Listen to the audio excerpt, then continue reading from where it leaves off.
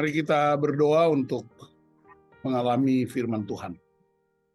Bapa di sorga, dalam nama Tuhan Yesus, pagi hari ini di berbagai tempat kami tersebar, tapi melalui Bible Study kami rindu belajar mengalami kebenaran firman-Mu, mengalami kuasa firman-Mu, dan kasih yang Engkau anugerahkan. Biarlah Bible Study ini bukan sekedar menambah pengetahuan, bukan sekedar mengalihkan pengetahuan, tapi sungguh-sungguh kami berjumpa dengan kuasa kasih-Mu, kebenaran-Mu, dalam nama Tuhan Yesus Kristus. Haleluya. Amin.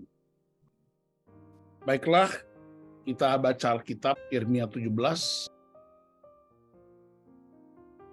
Saya bersyukur kepada Tuhan hari ini dapat kesempatan untuk membagi firman. Saya tidak menjelaskan latar belakang teks, apalagi kita sudah memasuki 17 pasal. Saya juga tidak menerangkan siapa Yeremia, tapi saya langsung sampaikan pesan-pesan teks dan beberapa pertanyaan retorik. Saya beri judul berkat versus kutuk.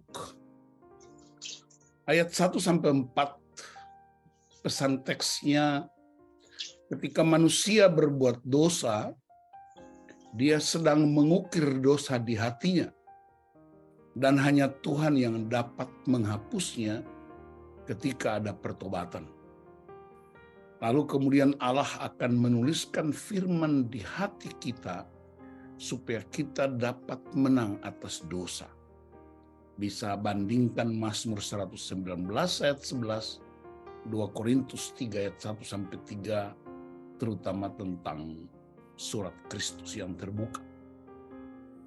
Mezbah seharusnya menjadi tempat penghapus dosa, tapi justru sebaliknya, mezbah menjadi tempat mencatat dosa.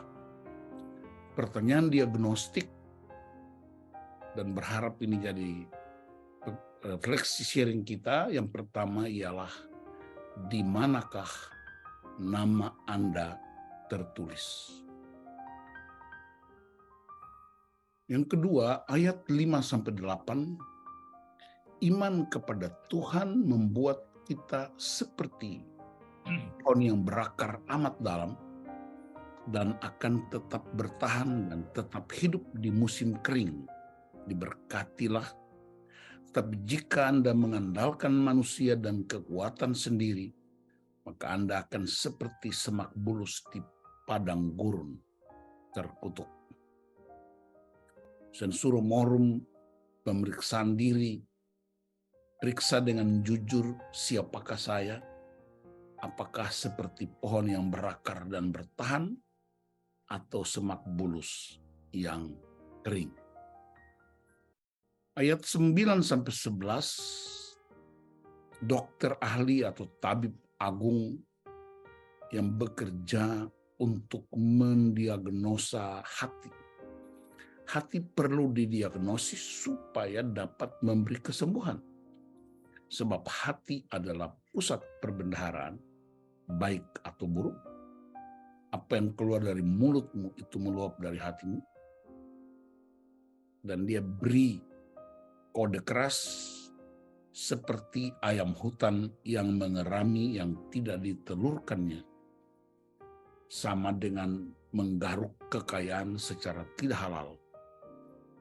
Pada waktu setengah baya usia akan lenyap segala sesuatu dan akhir hidup dinyatakan sebagai orang bebal. Pertanyaan retoriknya, jika seandainya Komisi Pemberantasan Korupsi ikut berotoritas di lembaga-lembaga kerohanian Kristen, misalnya gereja atau lembaga keumatan atau yayasan atau rumah sakit, apa yang akan terjadi?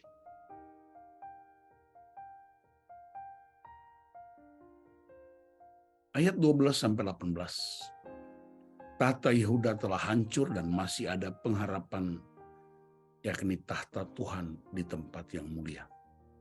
itulah tempat di mana kita disambut dan diberi otoritas untuk menaklukkan musuh.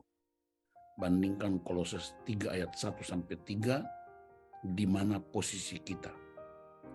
Kristus ada di sebelah kanan Allah Bapa, kita ada di dalam Kristus. Maka kita juga di sebelah kanan Allah Bapa untuk mengalahkan segala sesuatu. Pernyataan reflektif saya ialah, bongkar tahtamu, lalu masuk dan berdiam di tahta Allah. Dan itu pilihan setiap orang. Ayat 19-27. Sediakan waktu yang berkualitas, Sabat, beristirahat dan menguduskannya. Lalu dengarkanlah firman Tuhan. Ada saat teduh pribadi, saat teduh keluarga, yang akan berdampak pada setiap orang yang berlalu lalang masuk keluar. Pertanyaan reflektifnya, seberapa dalam kualitas waktu yang Anda siapkan untuk dengar Tuhan, firman-Nya, ataukah lebih banyak mengharapkan Tuhan yang mendengar Anda, doa.